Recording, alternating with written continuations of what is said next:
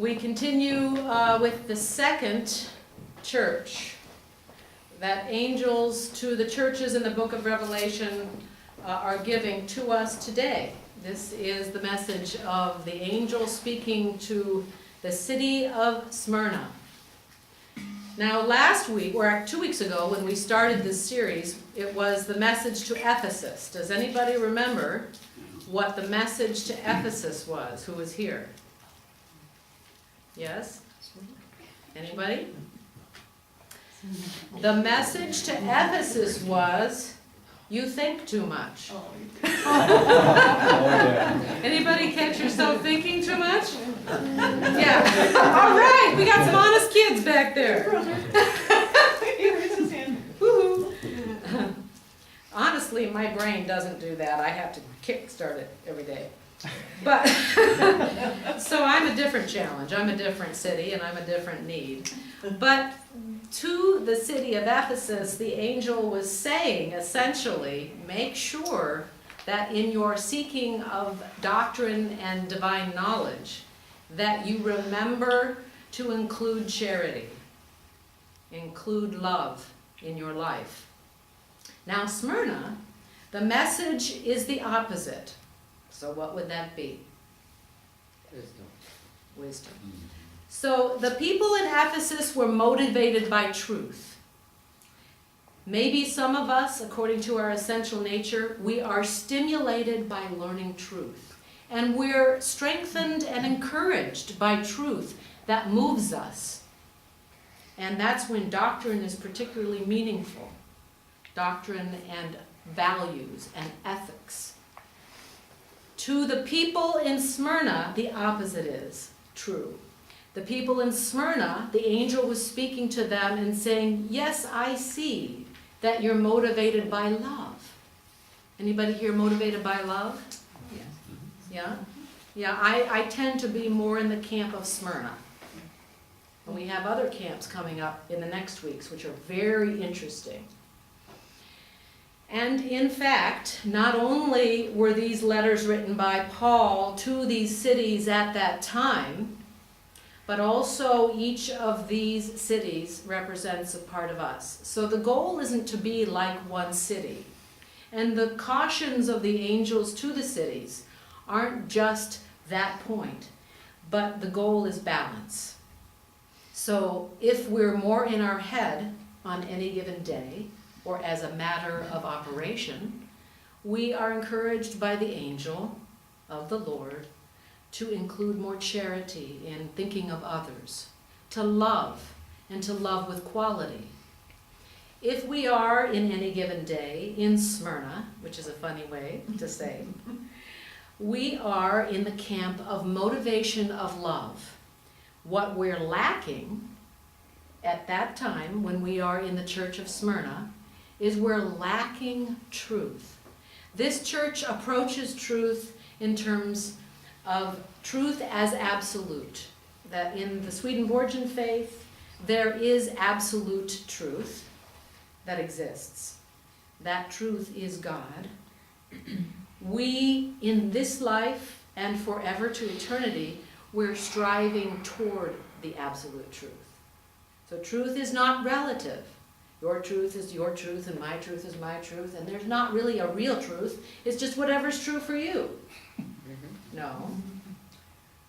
That's not really the perspective here. We invite you to consider the idea that there is absolute truth and we're forever seeking to come closer to the truth. If we're in Smyrna, we are loving with all our heart and we're focused and motivated by love. But we're being cautioned by the angel that speaks to us that we need to keep learning. The difficulty with people in Smyrna is that if we love wantonly, any truth that crosses our path, we're not only going to consider, but we might take it on and live by it. The problem with that is that there's a lot of falsity out there too. I believe that Gerard's prayer was a prayer of protection for our, not only our country, but for the world. whoever becomes president. But it's so hard in the political scene right now, as it usually is with politics.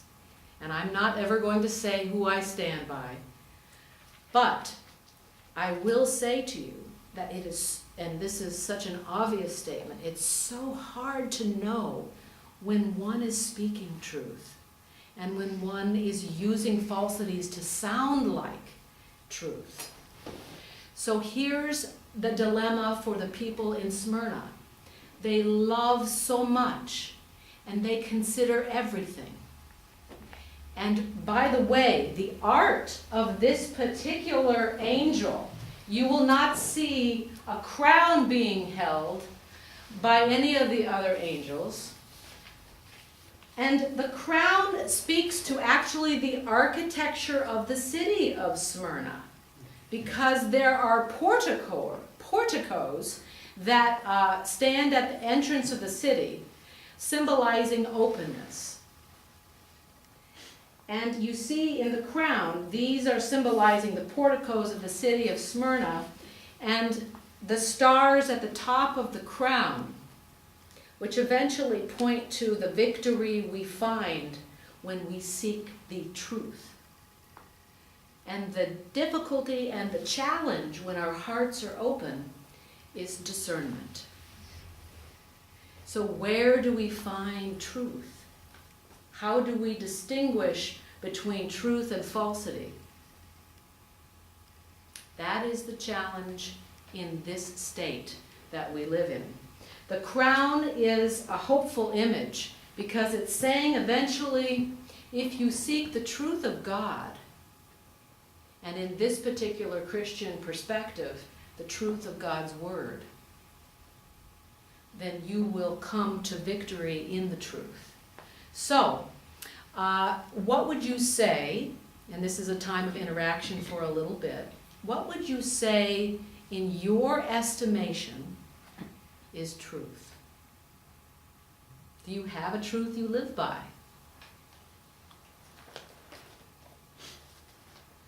Who believes in the golden rule? Who knows what the golden rule is? Do unto others. Do unto others as you would have them do unto you. Now, does that truth ever falter? Of course. Yeah. What way? Sometimes you don't treat yourself so well. What? It says sometimes you don't treat yourself so well. So if you're treating others the same way, that's not so good. So the living of the truth falters. Does the truth itself falter? Is it ever not true? I think it's ever not true. No. How would you know if it was true? That's a great question. How do you know it's not true or is true? Did you have? You wouldn't like what I would say. That's good. I don't believe there is one truth. Ah, okay. It's probably because I don't believe that God exists. When I say that, and I'm not saying that God does not exist, I'm saying that I don't know if God exists. I'm trying to be open to it, Yeah. but I don't have, there's no guarantee for me that God exists. So what I do, What do you do? That was my I question. try to treat others as I would like them to treat me, respect. Mhm.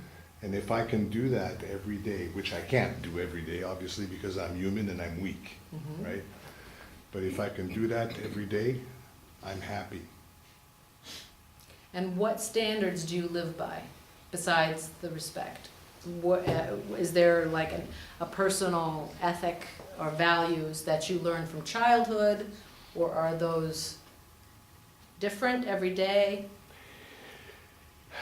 It's an evolution. As I grow older, I learn to live with less. I don't need possessions anymore as much as I used to. I tend to get rid of a lot of stuff that's not important. What's important for me, it's what I need rather than what I want. And I find peace and happiness on that journey. And for one human individual, that works for him. And then we have to think about how society functions. The law, what is just, the living out of the law, fairness. Well, there's no justice. Justice is a view of the spirit. I don't know, in French I would say c'est une vue de l'esprit. It doesn't exist, it's not something that's tangible, it's something that we aim for. I'm glad you said that. So The that, wor- okay, that The opens me world is to, very unjust. that opens me to the main truth of the importance of this particular city and the spiritual meaning of it, which is, as long as we aim for the truth we know, and we strive to live by it, we are opened up to the help we need in fighting the struggles within and around us. So in other words, there's a window of the soul that is opened when we strive to live the best we know. That doesn't mean that Gerard's values and ethics are the same as Joe's. But the key is that whatever you understand to be truth, and striving to live by it, cleanses the soul. It gives you the resources to endure through struggle and temptation. Remember, the wording of this particular message of the angel to the people of Smyrna, it's pretty dark. It talks about the death of the city. It talks about the devil. It talks about 10 days, which according to biblical scholars, is actually a fairly brief period. This city, in terms of its state and condition, is actually in a pretty good state relative to the other churches being talked to by the angels, because of its motivation to love first. The idea is that we all go through struggles, yes? We all go through struggles.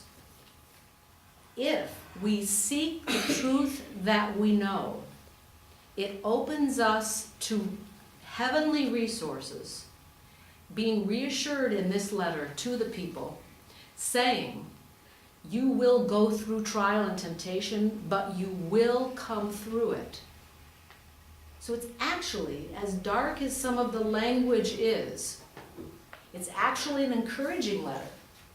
Hold strong, you're going to have 10 days where you're going to be tempted and you're going to be persecuted. Now, in the history of this particular city, invaders come, but they don't win. So no matter what the truth is in any given day that you believe is the best truth you know to live by, and you live by it, whatever invades you, anxiety, you feel invaded by anxiety some days? I do. Maybe a weary spirit. There are days where you just say, I can't take one more thing that goes wrong. I can't take it. Not real strong. Anger. Anybody feel anger a lot? Yeah, good. I love your honesty, kids. You know, so what this letter is actually saying, I affirm your strength, which is perseverance. This church's strength is perseverance because of their motivation of love. But the vulnerability of this church is being too open to everything, so that what is really false is believed. And sometimes I know I've been in this church, because I realize, looking back in retrospect, oh my God, I fell for that. And I realize, and early in my life, I will confess to you that one of my highest values, which is still true, is I love to live with a high value of uncertainty. I love to live with the fact that there is so much more I don't know than I do know. because I want to always be open to being shown something that I don't know, which to me is the beginning of wisdom. So, but the vulnerability to that as well is that any false idea can come along and plant a seed of doubt. And here is where being so open and believing everything is tricky, it's treacherous. Because being so open and not discerning about truth means that seeds get planted and there's actually a war that goes on inside of us. Well, if this is true, but I thought this was true, and then all of a sudden we're living in anxiety because we have all these seeds that have been planted, and if we're so open and so the key here is the angel is saying, seek the word of God which is living. We have the 10 Commandments. And whether you're Christian, Jewish, whether you're Hebrew, or whether you're a Hindu or Buddhist, there are sort of core perennial truths that we live by that many of the religions can sit at a table and say, yeah, I agree, this is a value. This is a value for me and for our world. The 10 Commandments encompasses many of those core truths. And so if we can live by the truth that we believe is best not only for us, but even more so for our community and for our world, with love at its core, we can then better sift out those things that are false, that plant seeds of doubt, anxiety, and confusion. So whether you believe truth is relative, or you believe truth is absolute, and there is a living, unchangeable standard from which we move and seek to find. This would be a message for us no matter where we sit on the spectrum of truth. Stay open, love, and also actively seek a higher understanding. That was the wisdom of Solomon, by the way. Is always to ask God for help. Because, as Swedenborg says, conscience is the presence of God with human beings. So the message here for us is the essential human trait. The essential human trait is self-reflection. So if in the course of any day we're living our life and we have a decision to make, we have a choice that's before us, and we have so many choices in a day. If we have that choice and we make it quickly, chances are the ego will make that choice. So the message of the angels, of the angel to Smyrna, is self-reflect. With any choice that you make, pause, give it time, because the ego wants to move quickly. If it's serving it ourselves, we want to move quickly to make sure it happens. Make sure I get what I want. But if we ask the Lord for guidance, and I'm speaking with the idea that the Lord is truth, and I'm striving always, and you are striving always to understand what that is. If we pause and take time and reflect on what is the best choice, what is on your side is the crown of life. And that's the invitation. Slow down with decision making. Before you speak, before you act, ask for the Lord who is truth. Whoever the Lord is to you. If you're humanistic, it's the highest, best part of you. Let that voice speak. And give it time. So that's the message. This body of people in Smyrna, which is a part of you, there's a part of you motivated by love more than anything else. And the caution is, don't love so much that you don't seek guidance. Read the living Word of God. Read the writers in history that inspire you and speak truth. Ask a friend who represents good judgment. Do you have any friends like that? If you trust somebody's judgment in your life, give them a call. Say, I'm trying to make this decision. Because rest assured, God's truth comes to us in so many different ways. And if we only make our own decisions alone and quickly, then we may miss what the angel has to say to the church, which is you. Amen. I need to say something. Yeah. And this is about why, except for the last 2 years, I kept coming here for 15 years, I think it is. It's at least 15 years. It's because I'm a non-believer. I don't believe in God. Yeah. What you call God, I call existence. All that is. Ah. And I'm part of that. Uh-huh. We're all part of existence. What I like about this church, about your teachings, is that there's no dogma. I don't feel trapped in dogma. Good. I'm not hearing about a God that we should fear. Right. Okay? Was born a Catholic. In the Catholic Church, of course, we have the 10 Commandments, but we also have the 7 Commandments of the Church. That's dogma. The 10 Commandments is not dogma, right? Right. But those 7 Commandments Gotcha. from the Church, that's dogma, and I reject that. I never felt at home in a church. I never felt at home in the Catholic Church liturgy. I find what you call God, or what elevate my spirits, in the beauty of all that is, in the beauty of nature, in the forest, for example. So this is why I keep coming here, because there's no dogma. I feel at home here. And what you say, I don't have to agree or disagree. I just take it in. Right. It's an invitation. I just take it in. Yeah. And I will say to you, Gerard, that I continue to learn. And there are things that I think are true, and later I say, oh, maybe I need to look at a different side of it. And I will say that your statement is very important for me. I meet with patients at the hospital all the time who are in oncology rehab, and they feel so trapped in their bodies. And what is just as tragic is when we're trapped, or we feel trapped in our minds.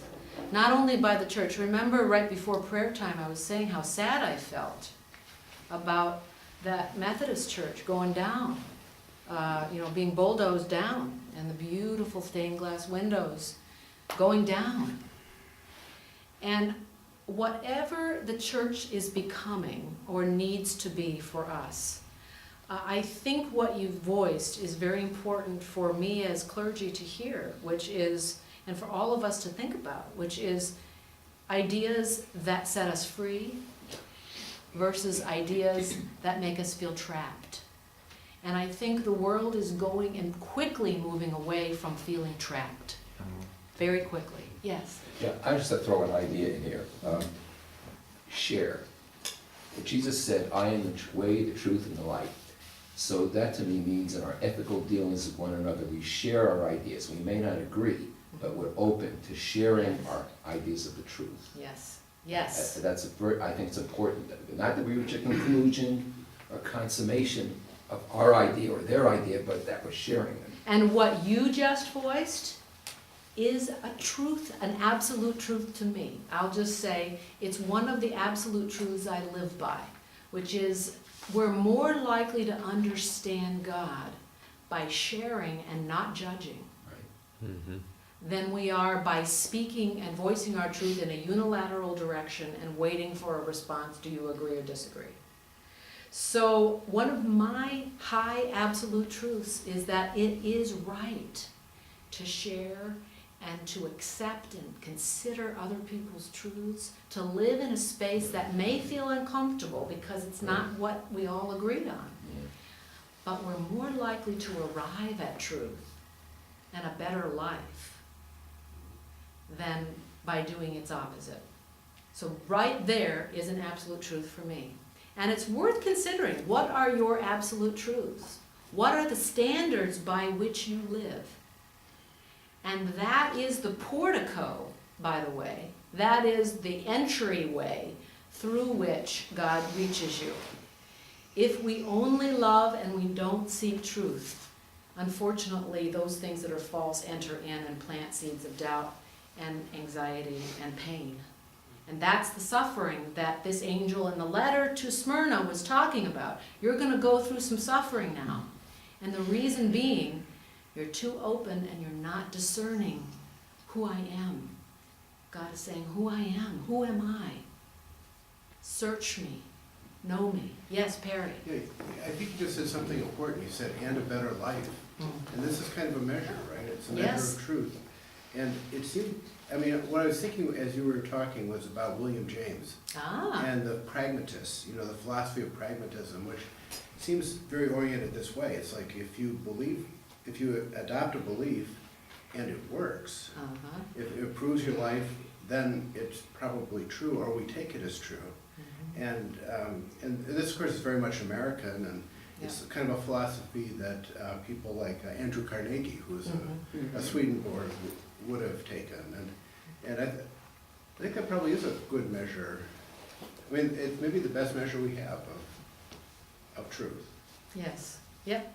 And what's so exciting to me, and this will be the closing thought, what's so exciting to me is that forever we will be learning new ideas and truths. And so at the very same time as we are asked by God to choose faith and to choose standards by which we live, He's also saying, stay open, because I am revealing myself to you in new ways.